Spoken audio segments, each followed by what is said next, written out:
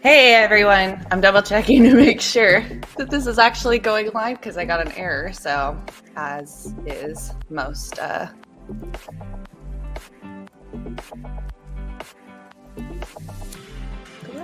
go live. All right, there we go. I kept getting an error saying that it wasn't going live, and so I had to double check. So hello everybody, how are you doing today? Happy New Year. I wanted to start out by double checking to make sure that this is actually streaming. Because if it's not, that would be really sad. Okay, yes, we're good to go. Okay, so I wanted to start out by saying my surprise food for today is actual Dino Nuggets, because I thought that would be a great way to kick off the new year. So, but like any, because I'm an adult and not a 3-year-old boy, I made myself some crinkle cut fries as well. So, how is everybody doing? I'll wait to see if anybody joins. I dropped the link in the comments, so if you'd like to join me, feel free. I've got a couple of things I want to talk about, but I'd love to hear from you and see what everybody's up to in this new year and see where you guys think that you want to take your 2024. I got a green screen. I have some music playing in the background, so hopefully that's not overpowering. I figured it'd be time to kind of polish this up a little bit. I have a really cool metal track that I want to play, but I figured 'tis the vibe of the pinks and the lights and lunchtime stuff. I figured that I would play like the happy lo-fi music in the background for right now. So anyway, just waiting to see if anybody I moved this to Friday instead of Wednesday because I have officially returned to work full-time. I am off maternity leave, so I want to start doing this more frequently, or at least once a month, and Fridays I have the time to do so. So this is going to be the day, probably just like a Friday out of the month that we do this and talk about cyber stuff and tech stuff. And I'm not super excited that I'm eating Dino Nuggets. They're the good kind. They're like the Tyson brand. But I was thinking to myself, I've had all of this really good food like Thai food and Indian food the past couple of times, and I was kind of bummed that it wasn't something like nice and fancy and enjoyable. So anyway, so let's I'm playing in the background of myself, so was trying to double check to still make sure that the live was on, because I know it's Friday, everybody's busy and everybody's getting back from the holidays. So, to each their own. Hopefully someone gets to see this later on whenever you guys have some free time. But I think the biggest thing I wanted to talk about, well, there's two things. One is I have seen a lot of comments about how generative AI is going to take away pen testing jobs and offensive security jobs because we're just going to automate everything. So I wanted to talk a little bit about that because everybody seems to have an opinion on it right now, which is great. I'm glad that the conversation is happening, but I don't think the AI is going to take over those jobs. And what I mean by that is there are things that we will automate in the future that will make our lives easier, make things go by a little quicker, and we will have the opportunity to automate some of those like really mundane tasks through the automation side. And then that generative AI can help us kind of facilitate a little bit more of knowing what you don't know. So if there's groundwork being laid for anybody looking to, find something out about a vulnerability or maybe double check their code, things like that. Those things take time. Security researchers spend so much time on Google just looking up what's the latest whatever, and how they can get into something that maybe nobody else knew about.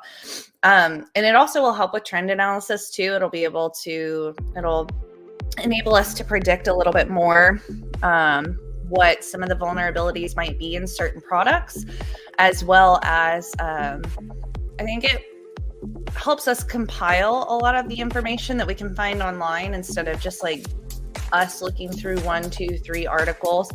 Being able to write our own GPTs and scripts that allow us to still find the information that we were looking for anyway, but maybe cut down on that time.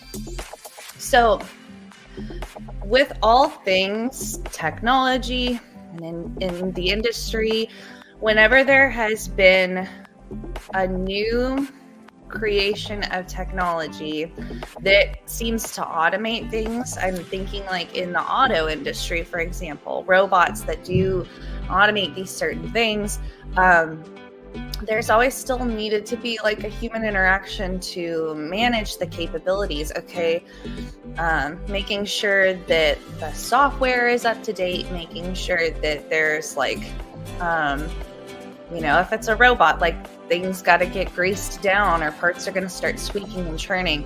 I feel like it's the same way with AI and offensive security, is that we are going to find that there is more of a need for humans to kind of double check, I guess, the work. But I think that at the same time, there's probably not going to be, a point to say that they're going to completely take our jobs. And hopefully that double checking doesn't take away.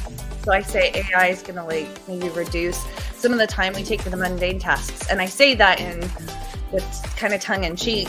Now, hopefully that double checking and making sure that AI is doing the right calculations, the right codes, and the right whatever doesn't take the time that you're saving from just using AI, because then why wouldn't you just do it yourself? So there's got to be some sort of balance there.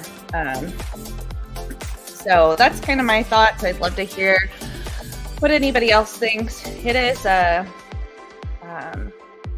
pretty quiet Friday, which is good. I hope that means that you guys have stuff that you're actively working on, and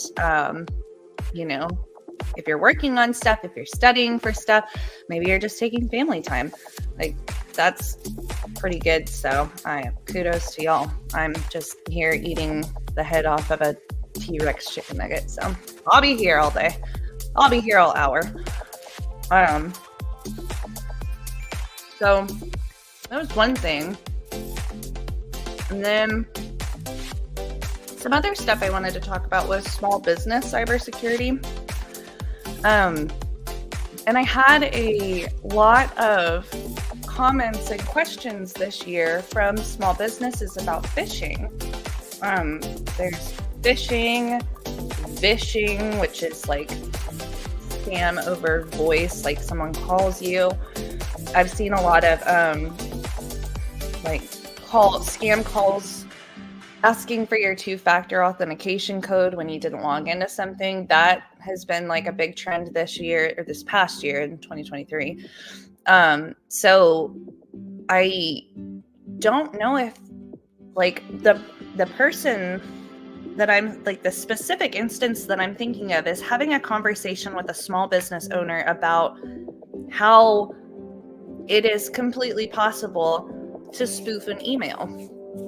And they were like, I don't understand, how that's possible. And so I had to explain to them and their team, this is how you could spoof an email. And I think that's kind of been my motivation for some of these offensive security tools that I've been doing infographics on, because I like offensive security. And so that's kind of where my skill set is. But also they should be informational to show you that, especially with the air cracking one that I did yesterday, it's easy to get your junk messed up by someone. And I think that like we don't really know what we don't know when it comes to someone says that they're going to, you know, get all my money from my bank account when they send me a fake link. Well, how did they send me a fake link? Why does it look like it's coming from, you know, YouTube login, or there, you know, I did click the link and I logged in, but the page looked legitimate. I think that is, people don't know, unless you're in the IT and cybersecurity field. Like, there are a lot of people out there that don't understand the tools and the capabilities that people have. And so part of me creating these infographics is to be informational and educational for the OffSec side of things, and also to be, you know, an explanation of how things can go south real quick, and to explain how, you know, you might be able to defend yourself against things. So it's kind of like the purple teaming mindset. It's the offensive information feeding and educating the defensive side. I mean, you don't have to. I always say, like, a better offense is the best offense is a good defense or something. But I do agree with that. But I mean it in the sense of, you don't have to be a pen tester to be a good, like, SOC analyst, but knowing the offensive security side of things, and it makes you better at being a defender because you know what you're looking at.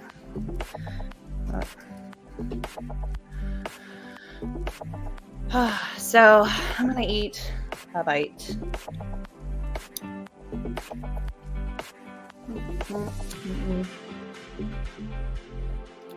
I'm getting on Twitch as an additional live streaming source because I see a lot of people use it, and also I'd like to start doing I've been working on some Hack the Box stuff, and so within what you can live stream, you can live stream like old boxes and Tier 0 Academy content, so things like that.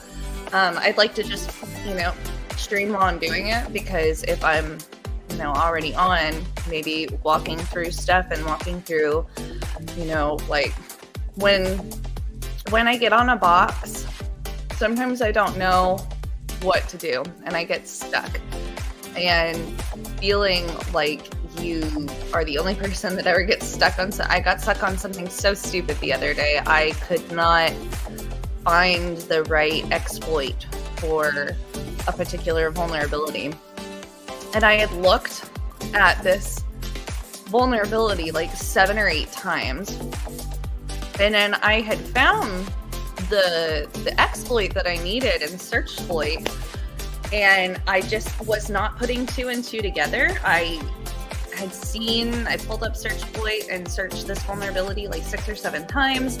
I saw the text file that explained what the vulnerability was and how to exploit it, and I just, like, I don't know. I looked at that text file and thought that vulnerability was not how I was going to break into this box. So it's so stupid sometimes, because you look back and you're like, oh, like, I kid you not, anybody that does any sort of offensive security stuff and they get stuck on something, and then they look back and they're like, oh my gosh, like, why? Like, I have no idea. Like, that was the stupidest thing that I could have missed. Like, I was looking right at it. Oh, and then the other times too, when you are literally staring at the flag, less so in Hack the Box, because their flags are structured a certain way. It's like HTTP and then it's got a flag. Is also the way OffSecs are created. But when you're doing an actual capture the flag event, and the flag is like some random hash of something, or it's like, you know, this username within this box in the registry keys or something like that. Like it's a registry key and you're looking at it and there's no indicator. It's like just the user is Jim. And the question is like, who's the user? And there's like the user's Jim or something in the directory. And you're like, I don't think that's right. And you type Jim into the CTF box and that doesn't work. And then you're like, is it really Jim? Is it someone else? Like, am I even looking in the right spot? And then you do it like 6 or 7 times in like different ways. And now you're second guessing whether or not you're even in the right location for the flag. And it turns out that you just needed to capitalize Jim's name when you entered it into the CTF slot. So it had nothing to do. You were looking right at it. But it was just you entered it wrong. And sometimes it's not even like the CTF slot's fault. It's like you might be looking at a list of data and one of the lines is the flag. But you're like, I don't see the flag. I don't see which one it specifically is. And you're like looking point blank at the flag and you don't even recognize that it's right there. I mean, I feel like maybe CTFs like that are sometimes harder than real offensive engagements, because when you're in an offensive engagement, you kind of know what you're looking for. Like I would know what, maybe not so much vulnerability if you don't know if you're doing a black box pen test and you don't know like what the operating system is. Like I wouldn't know if I'd be cracking a Linux or a Windows machine. But, you know, I want to see how far I can get into this user's Active Directory and find like these sorts of files of interest, or see if I can escalate privileges. Like then you would kind of know a little bit about what you might be looking for. But sometimes you don't know that in the CTF, and sometimes the prompts or the questions are so awfully worded. So you don't even know what it's asking. You're just like, I don't know, maybe it's asking me about the cron job, or maybe it's asking me about like something in the cron tab file or something. Like it's just like, I can't remember a specific instance because honestly I've blocked out those memories because they've made me so mad. So I just don't I compartmentalize how frustrating CTFs are sometimes, but they're still fun and you learn a good lesson. I definitely think that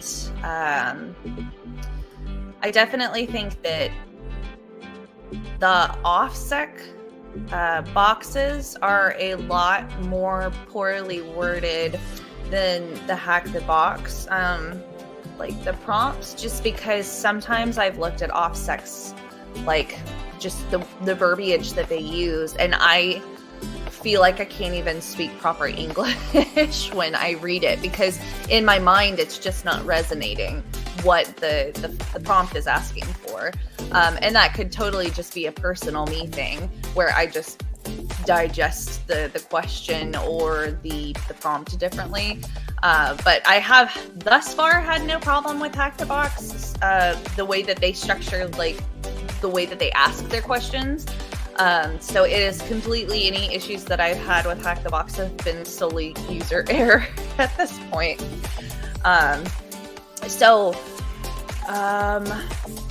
I went on a tangent because I was talking about small businesses and I don't know where I got off. I'll probably look back and watch this video and be like, oh yeah, that's where it was. But yeah, I don't think that we have the tools yet to give like that kind of level of education to someone that's not in the cybersecurity field.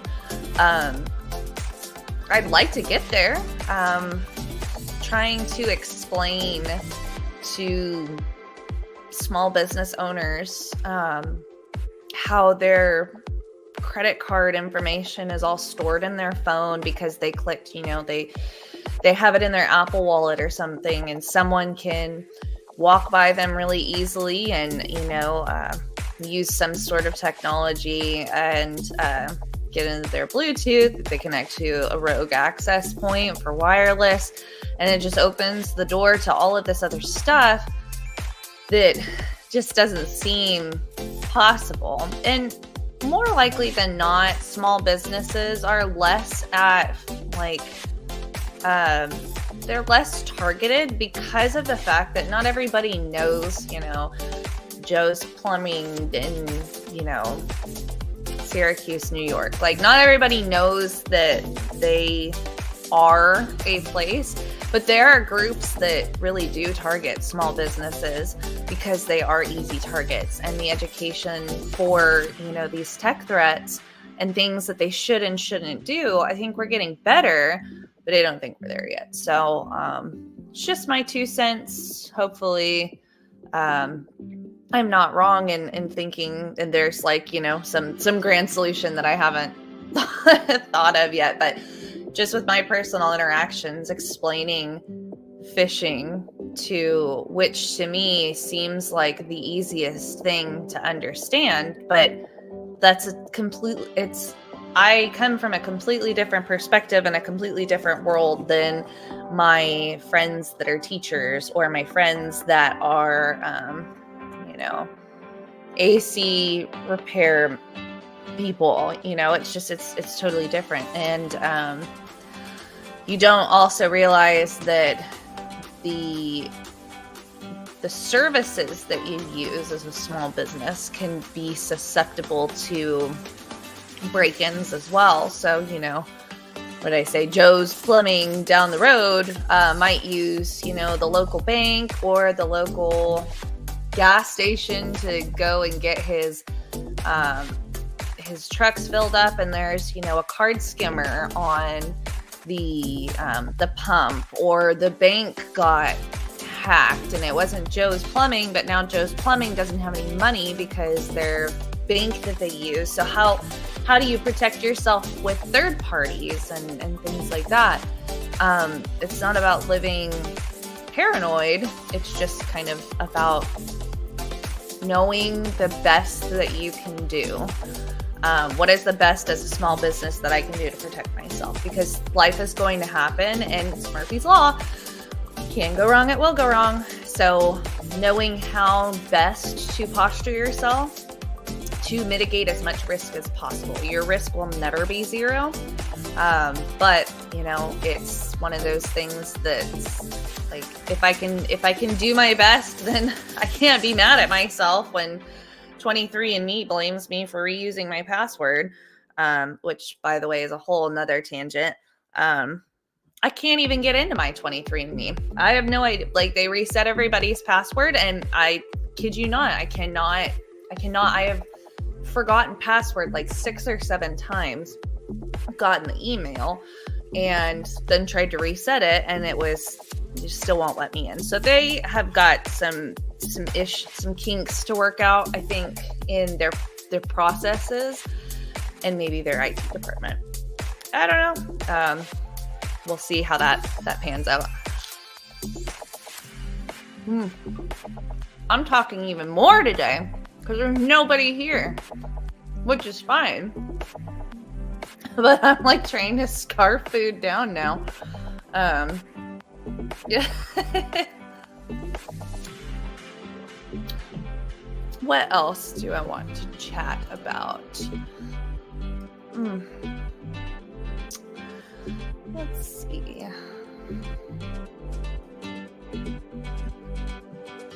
Okay, so I do see that there's like a couple comments from Taylor on LinkedIn, and so sorry I didn't get to them because I couldn't see them. For some reason, they're not populating on my comment reel, but thank you so much.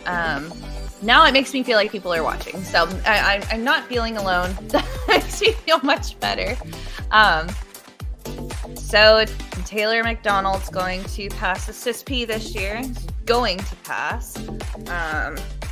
Threat management's really cool. That sounds like a whole busy. Like, that definitely sounds busy to me. Is that like managing like threat hunting teams, or is that like managing like your risk? Because I know risk and threat is two totally different things. And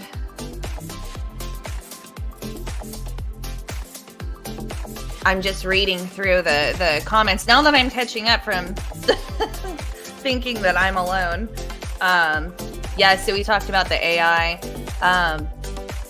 I think that the pen testing will be harder to automate, just because of the fact that there's something about thinking like a human when you're breaking into or, cracking a system.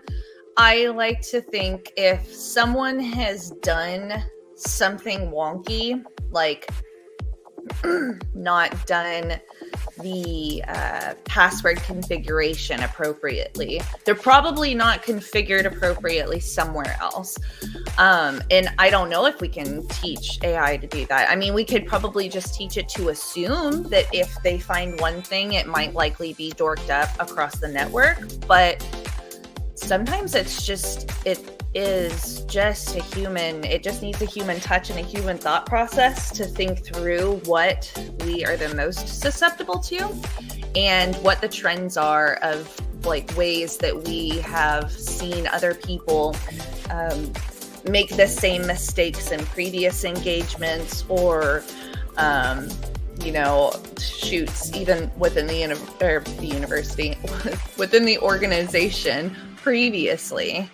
And yeah, that goes back to the next comment from you, Taylor, about looking too deep in the CTFs for the answer, is that sometimes it is simple. So to merge those two thoughts together, when you think about like a human doing something silly, like a sysadmin or someone that opened a phishing email or something, more likely than not, they're probably going to do it again or have done it in the past, because we're like creatures of habit.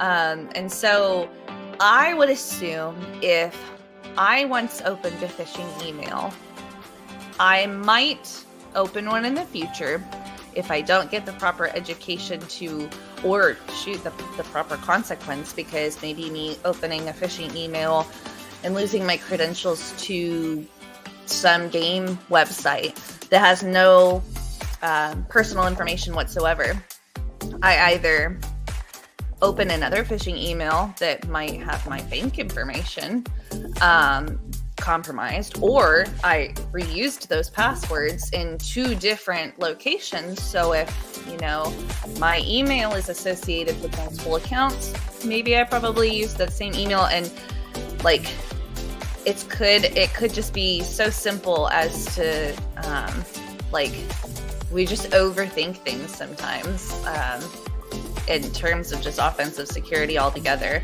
And I think that's a very human and common thing.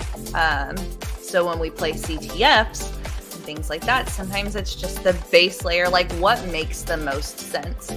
Does this person with the password 123 probably have most of their other passwords as password 123? Yeah, so that's probably the answer. And if maybe they've used like some system like LastPass, and you can see that they have like what looks to be like some sort of base 64 crazy hashed password looking thing that you've uncovered, more likely than not, that's probably not going to be the answer later on. So anyway, just kind of trying to circle back and catch up on those comments, because I didn't want to leave those hanging. So yeah, thanks for, oh gosh, I just slapped the crud out of my microphone. Thanks for dropping by, Taylor. I really appreciate it. Yeah, threat hunting is super cool. I think that we don't really know what threat hunting is when you are not in threat hunting. So if you work in a DCO space, It could be called active defense. It could be called threat hunting. It could be called probably a number of other things.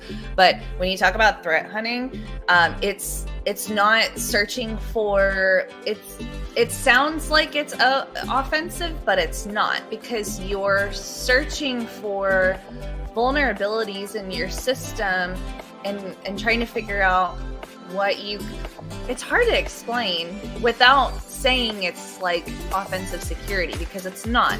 When you think of offensive security, you think about, I'm going to vulnerability assess this system. I'm going to pen test this system so that I can see where a threat might break in. Okay, that's my very unorthodox definition of offensive security.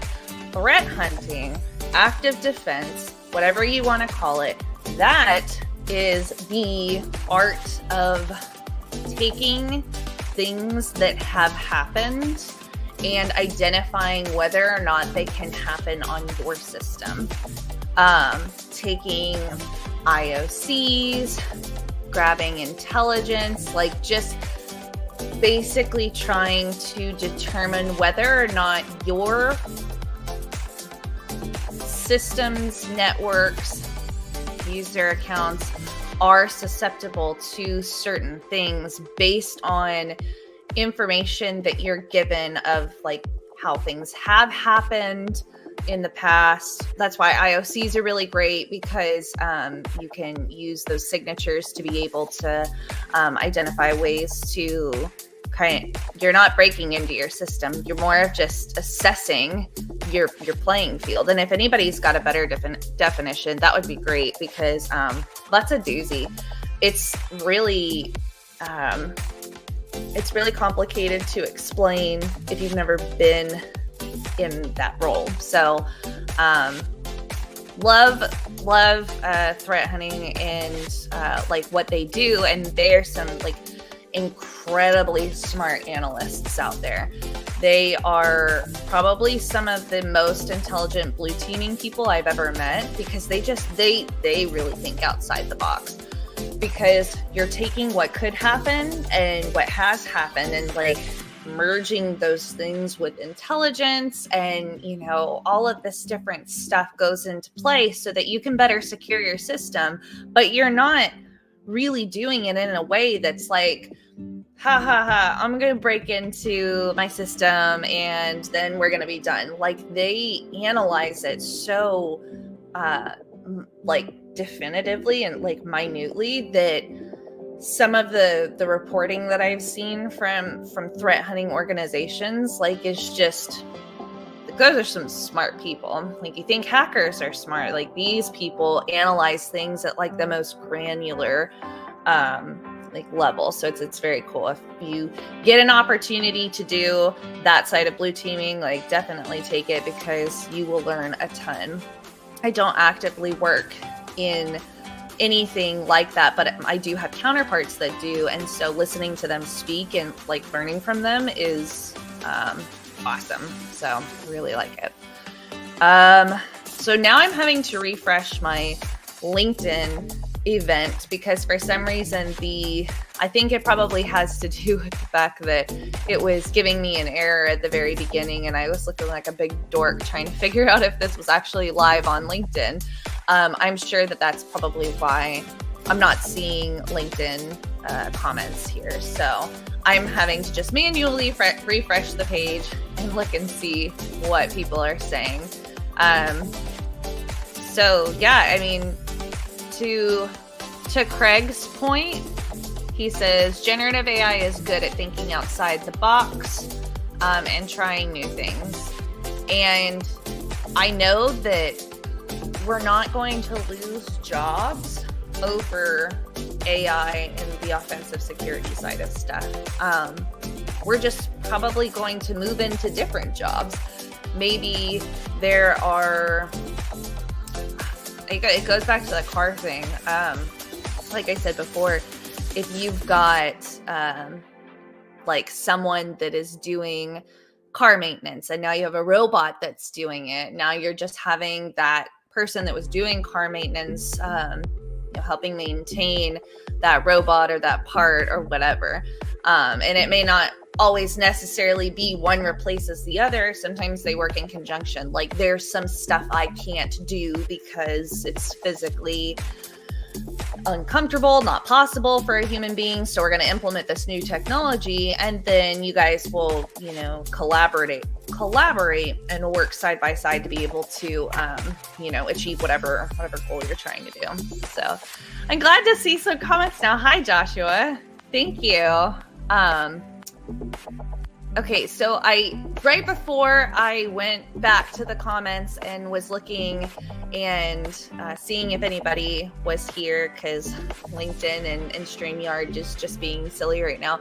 I was commenting about doing some live streaming and wanting to do like some CTFs and hack the box and stuff while live streaming. And I was just curious if you guys would be interested in tuning in, because sometimes it doesn't even have to be really like these big educational videos. Like sometimes it's just nice. Like I find that it's cathartic to watch other people play video games on YouTube.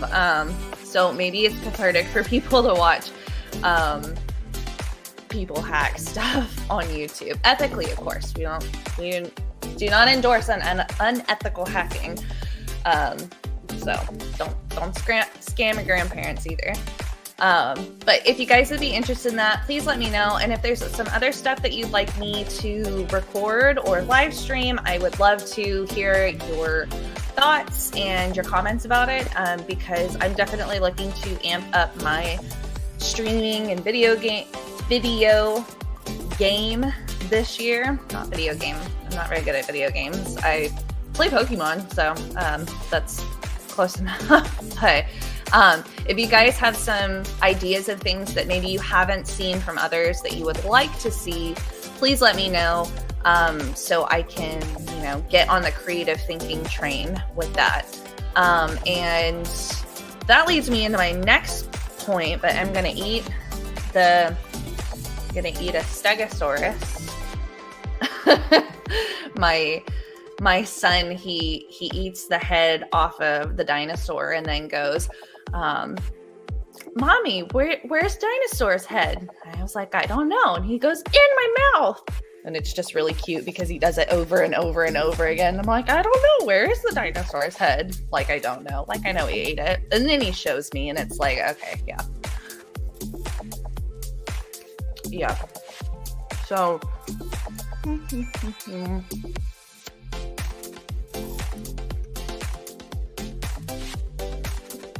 sorting by most recent. Okay. So, my next comment or thought was doing some other stuff this year with security recs and really trying to get the word out. I'm trying to shape it what I want it to be. Right now I'm just loving educating people and sharing my infographics online. Creating those is incredibly fun for me. It's very time consuming, so I don't always put out one, every week. It'd be great, but I work a full-time job and have kids. And so I'll do my best to keep doing that. What tools would you like to see? Because I have a running list of tools that I want to specifically use, or to specifically explain. And I've kind of just been going through Kali Linux and basically knocking out everything that's native to Kali and trying to get an idea of how many I can tick off the box. But if you guys have specific tools that you'd like me to cover in a similar or same format, I'd love to cover those for you. I've had a couple of suggestions so far. That's where someone suggested Mimikatz, but I had already done a Mimikatz one. And then there was, there were a couple others as well. So I've already had a couple suggestions, but please feel free to give me your feedback. How do you like the formatting? Is I know when you upload it to LinkedIn, it's a little hard to see when it's just like the small block, but you can open it full screen, or you can download the PDF off of, my page as well to make it a little bit more human readable. So just let me know how you guys are liking those, and give me some suggestions for some tools. I'm going to refresh the page one more time to double check to make sure that I don't leave anyone hanging in any comments or questions. Okay, good. And the next thing I wanted to do is, I've been wanting, some security Rex stickers, just because, dinosaurs and cyber are so cool. And I think those two things together is just quirky and fun. So anyway, I wanted to make some stickers for myself. My husband has already made some stuff for me on our Cricut at home. So I've got a couple of things like that, but I'd like to do some small ones to be able to hand out to people at, conventions or B-sides or something like that whenever I'm able to go, or, whatever. So would you guys be interested in something like that? I've been trying to think of some quirky dinosaur themed cyber things. I have explained this in the past, but I will reiterate again. My handle across most platforms like Hack the Box and things like that is Stegosaurus, and I'm gonna write it out for you because you won't understand what I mean if I don't show you. Stegosaurus, right here. The way you spell Stegosaurus is not with an A. It is with an O. It's S-T-E-G-O. Stegosaurus. My first CTF I ever did, long time ago, I wanted just a random name. I didn't know how to enter my username. I didn't have one. And so I was like, okay, let's just do a dinosaur. I like dinosaurs. And I like the Stegosaurus because that's a funny name and it was just cool. So I spelt it like this. And I didn't realize till years later that this is not the spelling of a real Stegosaurus. This is incorrect. And so I felt like an idiot. And I was like, how am I going to explain this? And this was before I had really gotten into big cybersecurity. And so I just felt stupid because I was like, oh, now I have all these usernames across these IT platforms that are Stegosaurus, but it's spelt wrong. And then I came to find out that there was something called steganography in IT and cybersecurity, which is the hiding of data in images, or it can be videos, but it's basically hiding data in digital media. So I was like, oh, that's perfect. It's steganography, like S-T-G-A. So I'm just going to say that this is Stegosaurus, like steganography, Stegosaurus. So, so all that to say, that's how I got Stegosaurus. And I was really trying hard last week to design a sticker,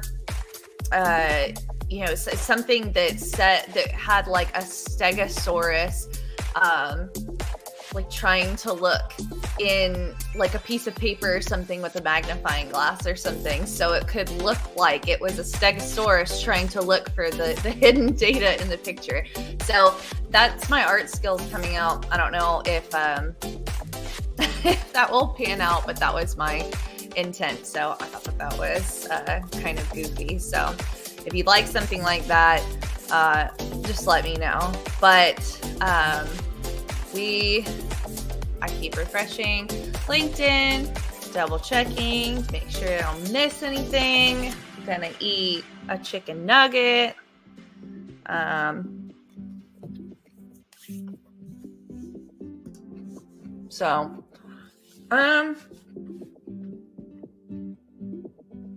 What other cool tech topics are hot right now? I kind of talked about a lot of them that I had more frequently when we've had these in the past. We've had a couple of suggestions for other things and other questions, so I've been able to go off on a tangent on those. But now I'm thinking about other things to talk about and things that I've seen recently. I hope that we drop the moniker of breaking into cybersecurity this year. And before you stop listening to me, hear me out.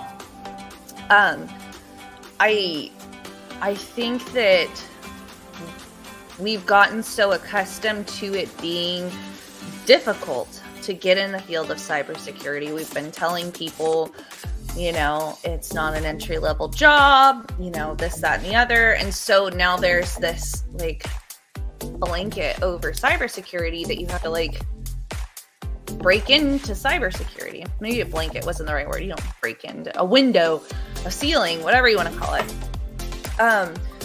And I think that really sucks for our individuals that are coming in that are entry level, because now they already had this pressure that cybersecurity is hard to get into, and that's why and they need to break into cybersecurity. And I understand why people are using that term, because right now that's how it is. And people have created, Mike Miller created his breaking into cybersecurity playbook. Brian Fleming is working really hard to help people break into cybersecurity. And that's what we just say, break into cybersecurity. We got to break in. We got to break into cybersecurity because it's so difficult to get into. And I'm seeing a lot of senior level people gatekeep a lot of stuff from entry-level individuals, and entry can mean fresh out of high school, or it can be you could be in your 50s and still be entry level because you've decided to change career paths. And first, in order to get rid of the moniker of breaking into cybersecurity, we as a field need to have a bit of a culture change and stop making it to have to break into. And there are a lot of efforts doing that. There are a lot of people trying to do that, and trying to look out for people that are seeing these entry-level roles and saying, you need a CISP. It's how do I get a CISP? I gotta need 5 years of experience. You could say an associate CISP, maybe you want, because you don't have to have the 5-year experience. You could take and you could pass the test, but then you just be an associate until you meet the experience requirement. And so that's fair if you're hey, an entry level, but an associate CISP. That would be okay. I would understand that if you really needed a CISP for DoD, for example. Some positions, it's just part of their levels that they are required to have a certain certification. And I have seen that their most recent tech list that came out does say explicitly CISP or associate for a lot of those roles. So that's a step in the right direction. However, I want us as a community to get rid of having to break into cybersecurity.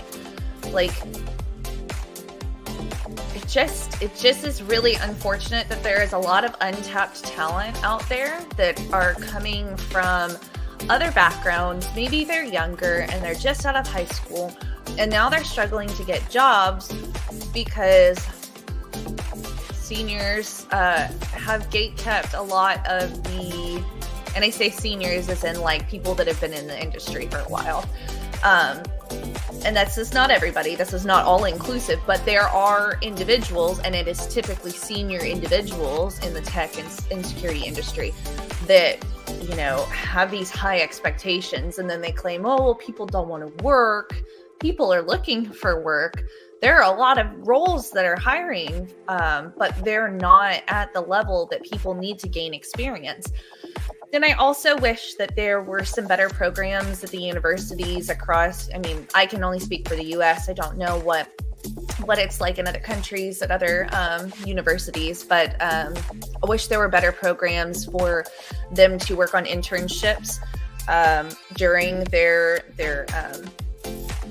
their tenure, maybe getting their bachelor's degree.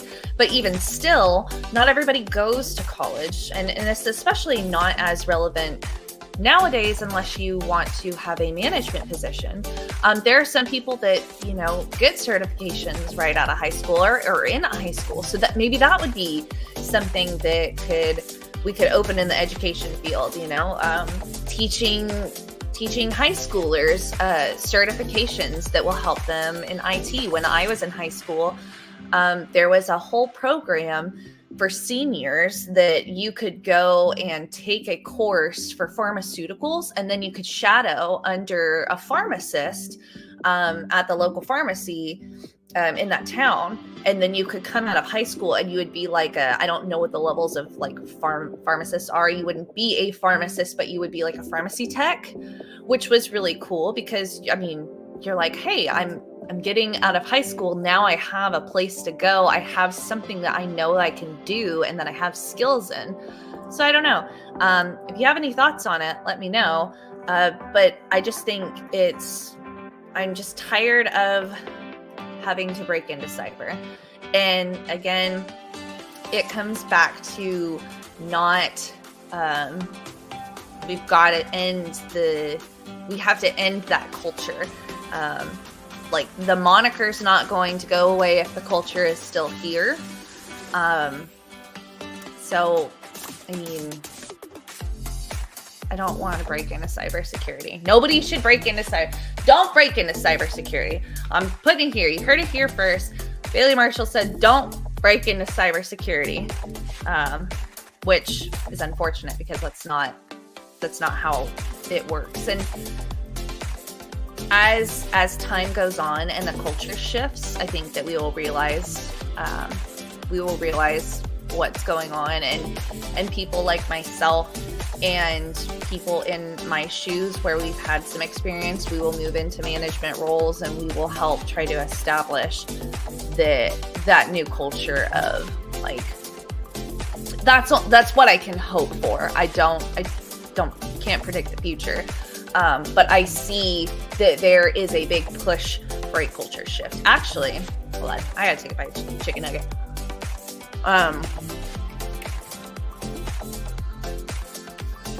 Actually,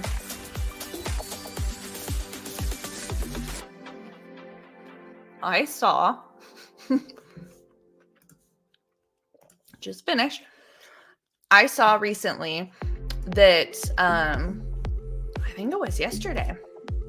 Maybe it was a news article that came out yesterday. Anyway, DoD, or there is a push for the DoD to remove the degree requirements for people coming into the security field and the tech field, because they basically are alluding to the fact that the degree requirements are holding back recruitment rates for people working in the intelligence communities or within like the DoD. And I think that's great. Not everybody wants to go into the military right out of high school to go get their IT experience. Like that is just not for everybody, and that is okay. But having an expected degree requirement for certain things right now has been a sticking point for a lot of people that want to apply for DoD positions and want to apply for these ICs. And it's not to say that, like, if the DoD says you need a bachelor's degree to do this role, like that's limiting a lot of people that have skills that can be brought to the table. Because how many certifications do you think that you could get in 4 years versus getting a bachelor's degree? Like of the tech, like, I mean, shoot, I got 4 or 5 in 1 month a couple of years ago. It was just because I had the opportunity to do so and I had some vouchers. But you could really do a lot in a couple of years. But then expecting people to have a certain degree assumes that they have skills that they wouldn't otherwise have without a degree. But that's just not the case anymore, and especially not in IT. or cybersecurity. There are a lot of like there are really intelligent people out there that just didn't want to go to college. They don't need to go to college, and that's fine. And you could say, you know, oh, well, just go work somewhere else. Like, you don't have to work for the DoD. You don't have to work for the IC. Well, some people do. Some people really do. And the recruitment rates are really hurting right now within the DoD and the ICs, just because there are some things that are just not that people can't get bachelor's degrees. It's not that people aren't passing. It's just sometimes like there are people that don't want to go and fork out the money for a 4-year degree, or don't have the time because maybe they have to work in order to pay for their bills, and they can't work and go to school and pay bills and tuition. Like, who knows? There are a ton of different scenarios here that could be, but I thought that was a step in the right direction. If the DoD does move forward with reducing the degree requirements, that could definitely help boost a lot of recruitment for individuals that want to work for a defense agency or for the government. And like I said, there are people that do want to, but they just don't necessarily want to go into the military, and that's fine. That is what it is. So we're getting ready to wrap it up. I'm double checking the comments again. And I am going to eat a chicken nugget while I do so. Let's see if there are any other thoughts that I have.